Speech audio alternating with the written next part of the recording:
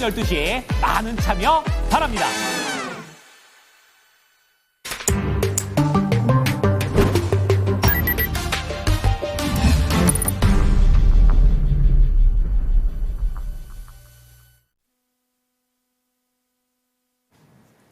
네, 연준 왓처 시간입니다. 오늘은 이코노미 21 양영민 기자와 함께하도록 하겠습니다. 네, 기자님 안녕하십니까? 네, 안녕하세요. 네. 자, FOMC 후폭풍을 맞이한 시장입니다. 자, 그래서 그에 대한 자세한 이야기를 지금부터 나눠보도록 하겠습니다.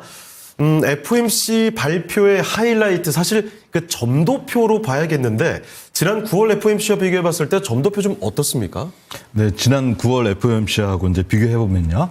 여기 이제 보시는 차트에서 빨간 점이 지난 9월이고요. 예. 파란 점들은 이번 이제 12월 FOMC거든요.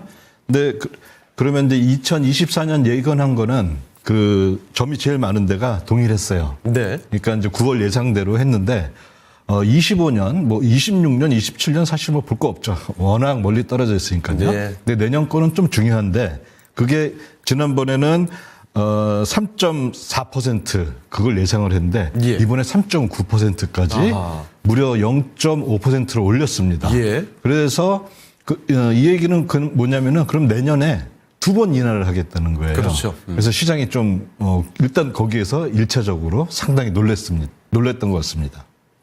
자, 그러니까 금리 인하에 기대했던 횟수에 못 미치는, 덜 내리겠다, 이런 확실히 그 결론이 좀 나왔다고 보면 될 것 같고요.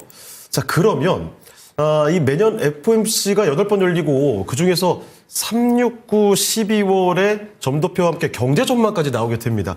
이번 FOMC의 경제 전망에서 GDP 전망 좀 어떻게 나왔습니까? GDP가 원래 이제 지난 9월에는 예. 올해 GDP 예상을 2.0%로 예상을 했어요.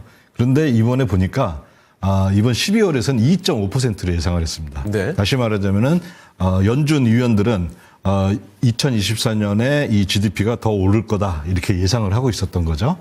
그리고 뭐 실업률은 4.4%로 안 좋을 거라고 9월에 예상을 했는데 12월에는 4.2%로 실업률은 좋아질 거다. 떨어지는 게 좋은 거니까요. 네. 그다음에 근원 PC 이거는 2.6%를 지난 9월에 예상을 했는데 이번에 2.8%를 예상을 했습니다. 그러면 이것들을 다 종합해 보면은 사실 연준이 지난 9월에 50bp를 인하한 게 너무 성급했던 거예요. 아하. 그러니까 이제 지금 와서 갑자기 안 한다고 하기에는 뭐 하니까 대신 내년 거를 덜 내릴게 이렇게 간 것 같습니다. 그렇습니다. 이번에 GDP 전망까지 보니까 확실히 기자님 말씀에 공감이 바로 됩니다. 자, 그러면 이 경제 전망에서 그 인플레이션에 대한 예상이 어땠는지도 9월과 비교해서 좀 설명을 해 주실까요? 네, 요거는 이제 연준의 위원들이 인플레이션에 대한 예상을 하면요. 예. 이게 이제 다음 차트에 나오는데요. 어떤 예상들을 하냐면은 뭐 예를 들어 이제 뭐 2.6%다 뭐 이렇게 예상을 하겠죠. 근데 그거 말고 그거는 이제 수학적인 또는 통계학적인 모델로서 하는 게 있고요. 그다음에 연준 위원이 그 FOMC에 참여하는 분이 총 19명입니다. 네. 근데 이분들이 이번에 예측한 거는 우리가 볼 때는 약간 좀 정성적인 판단이에요. 근데 이게 상방 위험이 좀 있어. 그러니까 예를 들어 인플레이션이 2.8%다 예측을 했는데, 근데 우리가 볼 때는 좀 더 위로 갈 위험이 더 커. 또는 더 떨어질 것 같다. 뭐 이런 식으로 예상을 할 수가 있거든요. 네. 근데 이 차트에서 점선이 9월 거였어요. 네. 근데 9월 거는 뭐냐면 이게 밑에 왼쪽은 지금 이제 안 보이는데요. 이 가운데는 이게 인플레이션 예상이 예전에 봤던 거하고 봤을 때 그냥 예전 수준에서 그대로 이루어질 거다. 그래서 점선이 보면은 이게 몇 명이 예상을 했냐면요. 예. 9월에는 16명이 예전 수준일 거다 이렇게 예상을 했어요. 그러니까 거의 대다수 의원이 예. 압도적으로 밸런스드 괜찮다라는 그렇죠. 의견으로. 예. 그런데 이번 이제 이 파란 하늘색 막대는 예. 이번 12월이거든요. 네. 근데 예상은 2.8로 했는데 무려 15명이 앞으로 근데 더 오를 것 같아. 이런 예상을 한 거예요. 여기서 이제 2차로 또 네. 시장이 깜짝 놀란 거죠. 이 인플레이션 심각해지는 거 아니야? 이렇게 봤던 게 아마 이번 FOMC에 관련된 어떤 시장의 폭락이라든지 예. 그런 안 좋은 분위기를 이런 것들을 많이 가져온 것 같습니다. 이번에 이렇게 인플레이션에 대해서 높게 보게 된 것은 앞서 이야기했던 뭐 경제적인 수치들 이런 것들을 확인하고 이렇게 나왔다고 볼 수 있을까요? 그렇죠. 예, 예. 알겠습니다. 자, 이 9월과 비교해 봤을 때는 상당히 다른 결과가 나오고 있습니다. 밸런스드로 의견이 압도적으로 쏠려 있는 상황에서 지금은 인플레이션이 굉장히 높게 예측이 되고 있는 상황인데, 자, 그러면 앞서 간단히 또 언급해 주셨지만 FOMC가 이번에 있고 나서 미국 증시 폭락이 나왔습니다. 저도 너무 많이 내려서 깜짝 놀랐었는데 이 국채 시장의 움직임에 대해서 한번 이야기를 해봐야 될 것 같습니다. 앞으로 뭐 증시 전망을 하는데 우리 뭐 국채 움직임에 대해서 항상 이야기를 할 수밖에 없거든요. 최근 국채 시장의 움직임에서는 뭐 특이점들 어떤 게 있을까요? 네, 물론 이제 어제 당일에 그저께 이제 그 FOMC가 있었을 때 국채가 그 수익률이 많이 올랐거든요. 예. 근데 이거는 어제만 볼 것이 아니라 지난 9월 FOMC랑 같이 보면은 네. 전체적인 네. 지난 9월 FOMC 결과와 함께 비교를 해서 설명을 들어봐야 국채와 관련된 움직임이 이해가 잘 될 것 같습니다. 그러면 지난 9월에 있었던 움직임과 함께 비교해서 설명을 좀 해주시죠. 네. 저기 거의 맨 이제 그 파란색이 예. 10년물이고요. 네. 그다음에 위에 빨간색이 3개월물이에요. 네. 근데 우리가 이제 뭐 수익률 역전 이런 얘기 많이 했잖아요. 그렇죠, 그러니까 그렇죠. 장기가 수익률이 더 좋아야지 사람들이 장기를 사고 그럴 텐데 오히려 장기 수익률이 더 단기보다 낮은 상태가 이게 무려 2년간 지속이 됐습니다. 네.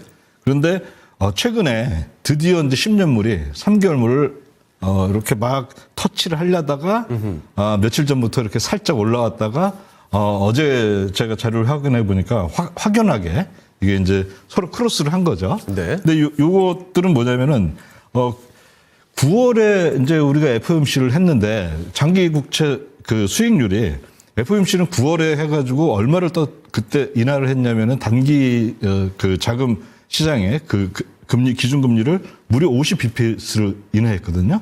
그 다음에 또 25 이렇게 해서 총 100bps를 인하했는데 장기 국채 수익률은 오히려 더 쭉 올라가고 있습니다. 뭐 상당히 좀 안 좋은 그런 거를 시장에 이제 신호를 보내는 건데요.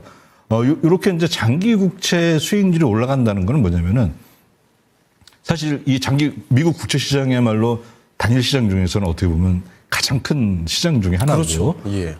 이게 자기 어마어마한 돈을 여기다 이제 베팅을 하는 사람들이 봤을 때 이게 10년물 장기 국채의 수익률이 올라간다는 거는 야 이거 인플레이션 오는 거 아니야? 뭐 그런 것도 우려도 있겠죠. 인플레이션 우려요. 네. 그다음에 또 그거를 하고도 뭐 연관이 돼 있는데 트럼프가 등장하면서 관세 정책이 이제 관세를 올리는 걸로 이렇게 많이 이 압도를 하고 있으니까 예. 야 그러다 보면 이것도 뭐 재정 적자 또 증가하는 거 아니야? 뭐 이런 이제 여러 가지 그 우려들이 합쳐져서 이런 결과들을 나타내고 있는 게 아닌가 이렇게 보여집니다.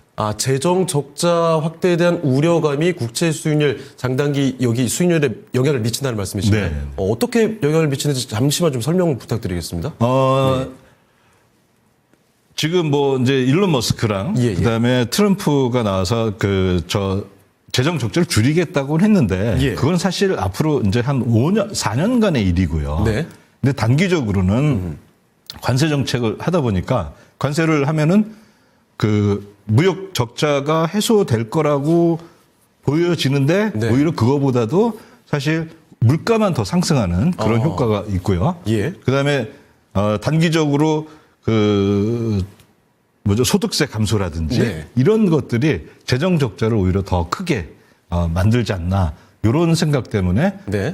그 재정 적자를 하면은 근데 결국에는 어떻게 돼야 됩니까? 국채를 더 발행해야 그렇죠, 되잖아요. 그렇죠. 그래서 그런 것들이 다 합쳐져서 이런 결과를 나타나지 않았나 그렇게 보입니다. 알겠습니다. 자, 장기간 수익률 곡선이 역전 상태에 있다가 점점 좀 해소가 되고 있는 모습을 보여주고 있는데요. 자, 수익률 곡선이 역전 상태에서 정상화된다는 것의 의미 조금 더 자세히 한번 풀어서 설명을 해주실까요? 네, 이게 수익률 곡선인데요. 왼쪽으로 갈수록 이제 그 만기가 작은 거고요. 오른쪽으로 갈수록 30년까지 이렇게 있는 건데요. 네. 제가 크게 두 가지를 해봤어요. 어저께 거하고 네. 9월 17일 그러니까 FOMC 지난번 하기 직전 네. 그날에 그걸 봤는데요. 빨간색이 그 9월 FOMC 요 당시입니다. 네. 그다음에 파란색은 보면은 어저께 거거든요. 근데 어저께 거는 보면은 사실 약간 이제 초기 1개월부터 이렇게 거의 보면은 약간 굴곡은 있지만 거의 평평한 상태죠. 네. 그러다가 3년물, 5년, 7년, 10월, 10년, 20년물이 이렇게 쭉 올라가고 있고요. 그런데 이게 어떤 결과를 갖고 왔냐면은 단기 국채는 그동안에 100 BPS를 떨어뜨렸어요. 네. 그러니까 단기 국채라기보다도 기준금리겠죠. 기준금리를 그 정도 하니까 그거는 이제 단기 국채에 거의 직접적인 영향을 미치거든요. 근데 그동안에 장기 국채는 얼마나 올랐냐면은 대략 100 BPS가 올랐습니다. 네. 그렇다면 상대적으로 장기는 단기에 비해서 한 3개월 전에 비해서 무려 200 BPS가 오른 겁니다. 그러면서 이렇게 평탄한 현재 파란색 모습을 보이고 있는데요. 요거가 수익률 곡선이 역전된 상태에서 어떤 정상화에 대한 이제 그런 정상적인 모습을 띠는데 그러면 보통 이제 이 정상화란 말이 좀 좋은 의미잖아요. 그런데 과거 미국 경제를 보면은 이 수익률 곡선 정상화는 그렇게 좋은 경험은 없었어요. 아, 그래요? 예, 그래서 한번 실제 과거를 보면은 어떤 일이 생기냐면요. 여기서 이제 빨간색은 10년물에서 3개월물을 뺀 값입니다.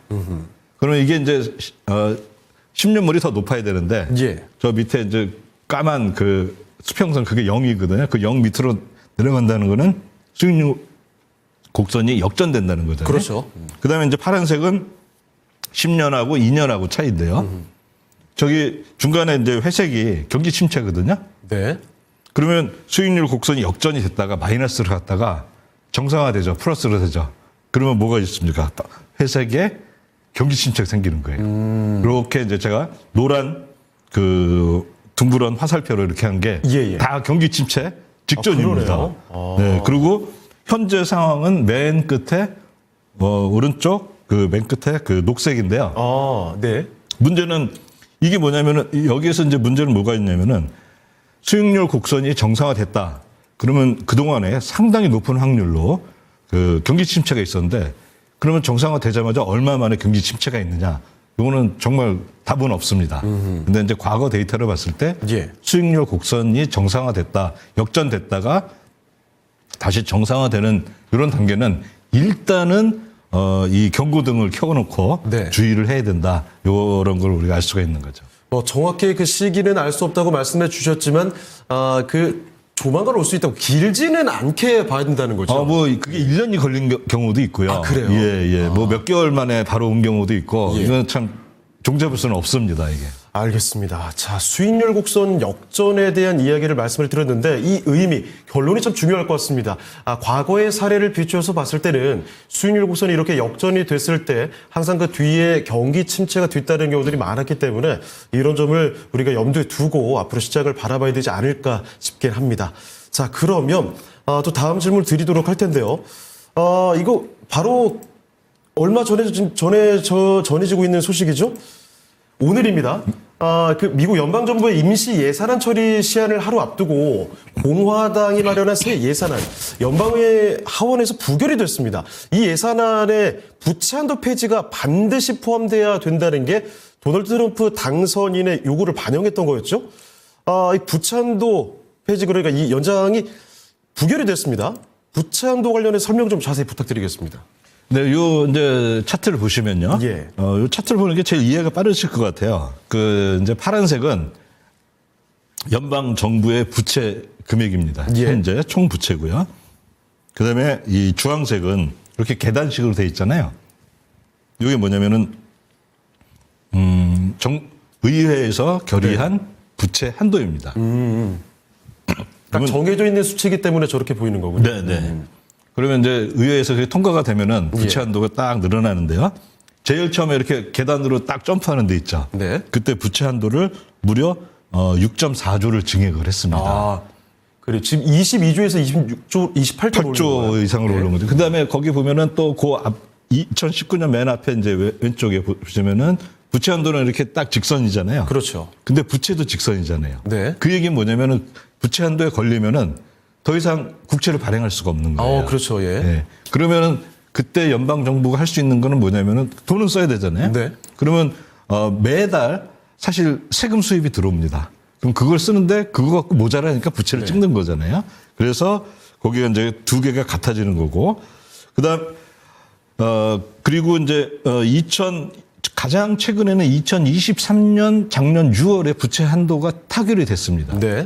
그다음에 부채 한도가 타결이 돼도 또 그걸 넘어설 수가 있잖아요. 그러면 어떤 식이 되냐면은 2023년 6월에는 예. 부채 한도를 올린 게 아니라, 자, 부채 한도는 이게 뭐 31조 정도인데요. 네. 제일 끝에 있는 평행선인데요. 수평선인데, 부채 한도가 31조지만 부채 한도 초과해서 발행해 주는 거를 허가해 줄게. 그러니까 부채 한도를 뭐 잠시 우리가 눈 감아 줄게 하는 겁니다. 이거 눈 가리고 아웅 아닌가요? 그렇죠. 예. 그래서 이제 지금 현재 이걸 보면은 예. 부채 한도는 31조인데 현재 부채가 더 많아요. 부채가 훨씬 더 많죠. 예. 이건 이제 현재까지 부채 한도를 눈 감아 줄게 한 거예요. 이거 굉장히 예외적인 일이라고 볼 수 있습니까? 예외적인 건 아니고 네. 원래 이렇게 합니다. 그리고 이제 시한을 정해놔요. 예. 그게 언제냐면 1월입니다. 이제 내년 1월에 1월 초에 자, 부채 한도를 더 연장을 할 거냐, 아니면은 부채 한도를 확 올릴 거냐, 그거를 의회에서 이제 결정을 하게 되는데요. 예. 오늘 아침에 들어온 뉴스는 뭐였냐면은 네. 부채 한도를 올리자가 아니라 지금 시간이 없으니까 네. 3개월만 더 연장하자. 3개월만 더 예, 연장하자. 그러니까 1월, 2월, 3월까지 하고 그 3월 동안에 이제 또 의회에서 열심히 해서 이번에 확 올리자 그거거든요. 네. 근데 과거 2019년 맨 앞에 있었던 것처럼 올리려면은 지금 이미 4.8조가 지금 마이너스잖아요. 그럼 4.8조 정도 더 해야 되고, 2019년 이때 얼마 올렸냐면 6조를 올렸거든요. 예. 그럼 거의 한 11조를 올려야 돼요, 사실. 아하. 부채 한도를 지금에서. 굉장히 큰 수준으로 올려야 됩니다. 굉장히 큰 수준이 되는 거죠. 그런데 이걸 보시면은 또 이제 여기서 좀 더 정확히 한번 들어가 보면, 그러면 그게 통과가 안 됐다. 통과가 되면 뭐 사실 별 걱정할 게 없잖아요. 예. 통과 안 되면 미국 정부가 셧다운 되는 거 아니야? 뭐 이렇게 생각할 수 있는데, 매번 나오는 얘기죠. 네, 매번 나오는데 사실 잠깐 몇 개 부서에 대해서 한 적은 있어요. 네네. 근데 전반적인 셧다운은 없었는데, 그게 왜 그런지 한번 또 다음 차트를 한번 또 보시면은, 이건 어떤 거냐면요. 파란색은 총 부채예요. 네. 그 다음에 이건 또 주황색은 최근에 그 부채 한도입니다. 네. 그 다음에 회색이 있죠. 회색은 뭐냐면은 그 부채 한도에서 예. 그 연방 정부가 부채를 지금 한도가 뭐 예를 들어 40조인데 예를 들어 1조는 연준에 저금해 놓고 있는 돈이 있어요. 그래요? 네, 그걸 TGA라고 부르거든요. 재무부 계정인데 그 돈은 사실 타결이 안 되면 계속 거기서 이 돈 꺼내서 쓸 수가 있거든요. 그러면 이제 2023년 2022년 12월 말에 사실 부채 한도가 다 찼습니다. 예. 저기 왼쪽에 이제 동그라미 표시를 보면요. 이 부채 한도하고 총 부채가 딱 만나는 맞았잖아요. 지점이군요. 예. 그다음에 이제 일직선을 쭉 가잖아요. 그렇죠. 살짝 내려온 적도 있죠. 네네. 근데 그거는 이제 세금이 많이 들어와서 그런 거예요. 어허. 근데 어쨌든 이제 그게 쭉 이렇게 일직선이 되는데, 그때 그 재무부가 갖고 있었던 그 TGA 계정의 잔고가 얼마였냐면 대략 580빌리언 정도였어요. 예. 그러면 이제 그걸 계속 쓰고 있는 거예요. 그래서 이게 2023년 5월 말까지 다 쓰고 6월에 이제 드디어 부채 한도 협상 타결을 한 거죠. 근데 한도를 높인 게 아니라 계속 연장하자.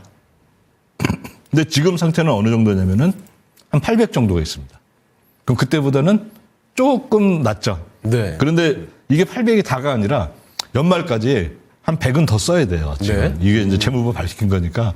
그래서 연말에 한 700이 되는데, 물론 그래도 그 이전보다는 훨씬 상태는 좋습니다. 그 다음에 더 또 상태를 좋게 하는 게 뭐가 있냐면은,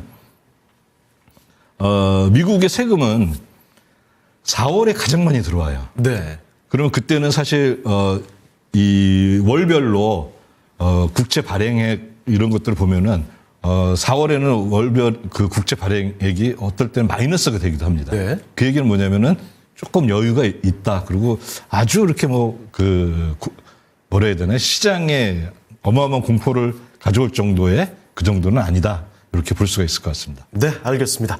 자, 부채 한도 현장 부결과 관련된 이야기도 자세히 좀 나눠봤습니다. 오늘 기자님은 여기서 인사드리도록 하겠습니다. 네, 기자님 오늘 말씀 고맙습니다. 네, 감사합니다. 네, 연준 아초 시간 이코노미 21 양영빈 기자와 함께 이야기 나눠봤습니다. 자, 오늘 시장의 중심은 여기서 인사드리도록 하겠습니다. 지금까지 다양한 투자 판단에 대한 도움 말씀 드렸습니다. 하지만 특정 종목의 상승과 하락을 보장하지 않는다는 점 꼭 기억을 해주시고요. 저희는 다음 주에 다시 뵙도록 하겠습니다. 시청해주신 여러분 고맙습니다.